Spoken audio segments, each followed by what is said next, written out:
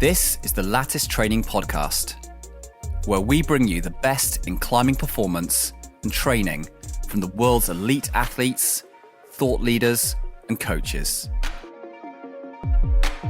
What we've sort of discovered, I guess, because it's a relatively new sport and you're going to find these things, is that perhaps it's been overly demonized when actually the source of the problem is actually the tendon, the contractile problem itself, with the A4 pulley actually being absolutely fine, not even being involved with the pain generation.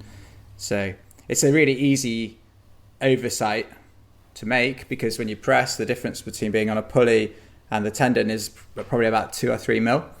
And so, yeah, you could easily be fooled into thinking it's an A4 problem. And I think, because the pulleys are so well understood and talked about, the same thing happens to the A2.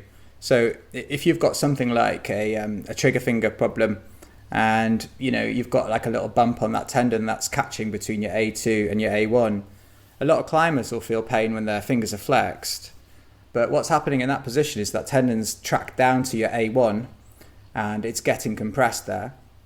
Then when you open your hand up, that little irritated bit of tendon's actually gliding up to sit right underneath your A2. So when you open your hand, you obviously assess your hand by straightening your fingers. You're actually pressing on a painful tendon.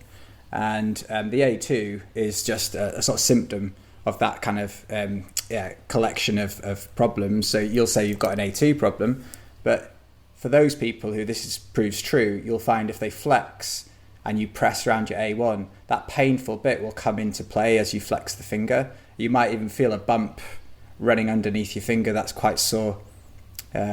So a lot of people assume it's an A2 partial tear or something, but it's not. It's actually the tendon itself. And the same proves true for the crimp finger.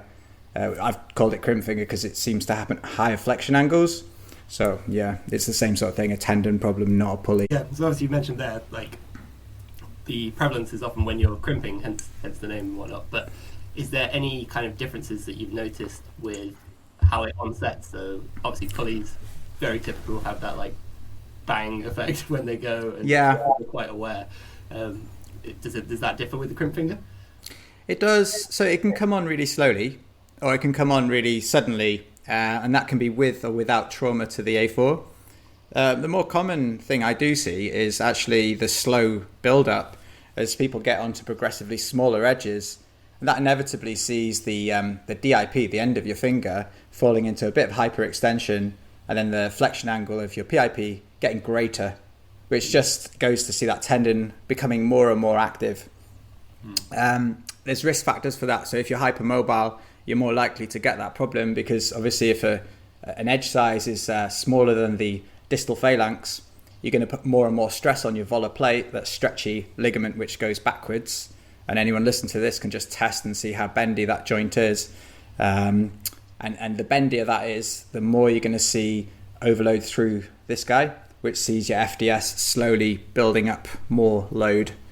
And that's usually why they become a sort of a gradual chronic problem. And that's where you see people saying, well, I think it's probably your A4, it's sore in that spot.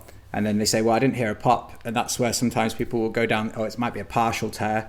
And it behaves very much like that. But actually, it's a load tolerance issue in the tendon itself. And it usually takes a specific approach to see that load tolerance build up. Okay. That's interesting with the hyperextension of that distal joint on the finger.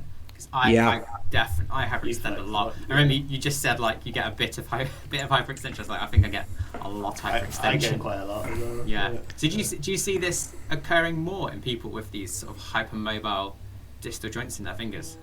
Yeah, definitely. There's a much higher incidence of it in hypermobile people. Same for TFCC problems. You see more TFCC problems in people who are hypermobile, and that's usually when their hand goes from really engaged, so there's loads of good muscle tension through their flexor tendons and forearm muscles, and the more open they get to, so it's the opposite crimp finger, the more they fall onto a straight wrist, and that's where you tend to see traction problems and twisting problems in more vulnerable connective tissue once that kind of seatbelt of tension's gone in that crimp position. So unfortunately, whether you're high angle crimping or open-handed, being hypermobile does sort of predispose you slightly more to more of these sort of issues.